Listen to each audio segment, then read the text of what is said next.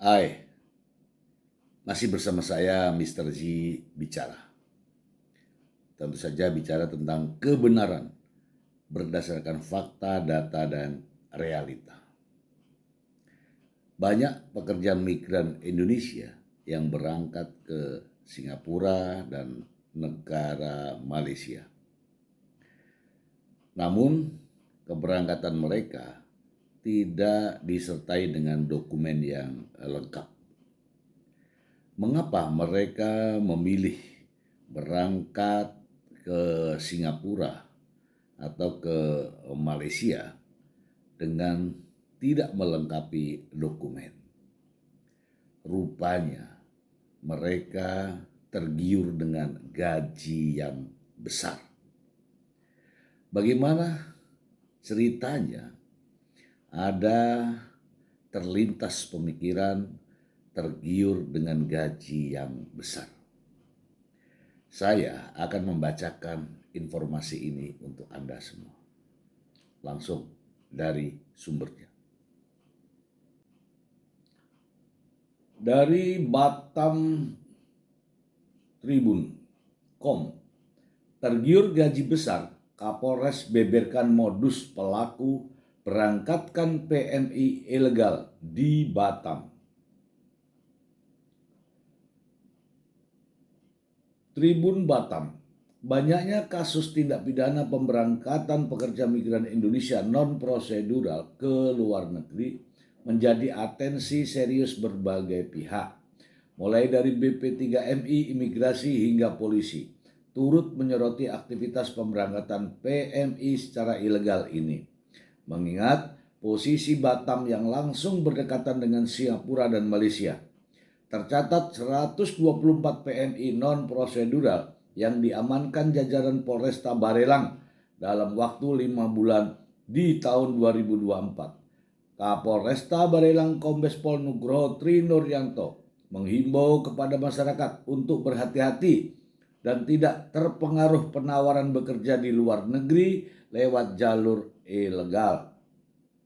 Saya mengimbau kepada masyarakat supaya tidak terpengaruh dengan iming-iming gaji besar bekerja di luar negeri. Silakan kalau mau berangkat sesuai dengan prosedur.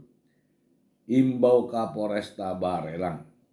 Nugroho menyebut jika ada pelaku yang tertangkap, pihaknya akan menindak tegas sesuai dengan perbuatan yang dilakukan. Jika ada informasi dari masyarakat mengetahui adanya penampungan seperti wisma atau hotel, adanya penampungan yang mencurigakan dan mengarah ke PMI ilegal, tolong diinfokan kepada kami agar kami tindak lanjuti.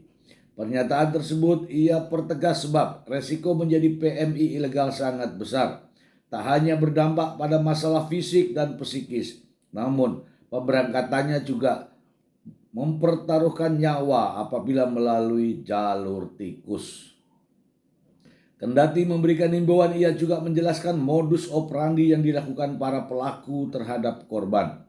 Jadi perlu diwaspadai ya, modus operandi para tersangka yang pertama yaitu meyakinkan kepada calon PMI bahwa jalur yang akan dilalui merupakan jalur resmi dan bukan non-prosedural.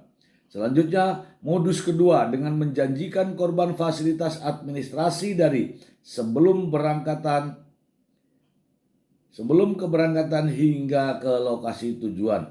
Kedua, menjanjikan akan memfasilitasi administrasi pemberangkatan ke luar negeri, mulai dari membuat paspor, pelancong, mencarikan agen kerja di luar negeri, serta menerbitkan travel pass atau ICA. Dalam penjelasannya, modus yang ketiga ini yang patut dicurigai. Pasalnya, fasilitas tempat tinggal sementara hingga jaminannya menggiurkan. Kemudian, menjamin keberangkatan PMI dengan memfasilitasi tempat penampungan, membelikan tiket pesawat dari kota asal hingga dari Batam menuju Malaysia atau Singapura dengan sistem pemotongan gaji setelah mendapatkan pekerjaan. Pada kasus ini, Nugroho menyampaikan Batam menjadi tempat yang sangat strategis bagi para pelaku pemberangkatan PMI ilegal. Sebenarnya kita lihat Batam ini sebagai tempat penampungan saja atau transit. Rata-rata korban berasal dari Jawa, NTT, NTB, dari Batam atau Kepri malah jarang terlihat katanya. Oke, kita bahas teman-teman ya. Jadi teman-teman, apabila ingin bekerja di luar negeri, sebaiknya melalui jalur yang resmi. Mengapa? Karena jalur yang disampaikan oleh Pak Kapolres tadi adalah jalur-jalur yang sungguh beresiko. Resikonya sangat besar. Ya, seperti yang terjadi saat ini di Malaysia.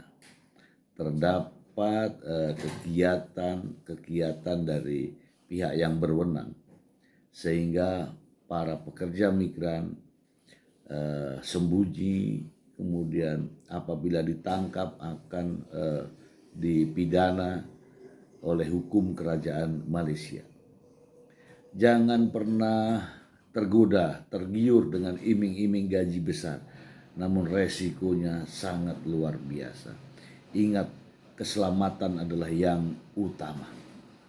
Ini terjadi di Malaysia ya, di Malaysia dengan kondisi saat ini waktu repatriasi, rekalibrasi, mereka-mereka yang tidak memiliki identitas sampai sembunyi ya, ada yang di bawah kolong jembatan dan sebagainya.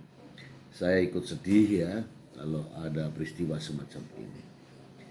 Dan saya juga menghimbau apabila Anda ingin bekerja di luar negeri, sebaiknya lengkapi dokumen Anda agar Anda selamat sampai tujuan. Jangan hanya tergoda dengan iming-iming gaji besar, namun menyesal kemudian. Demikian.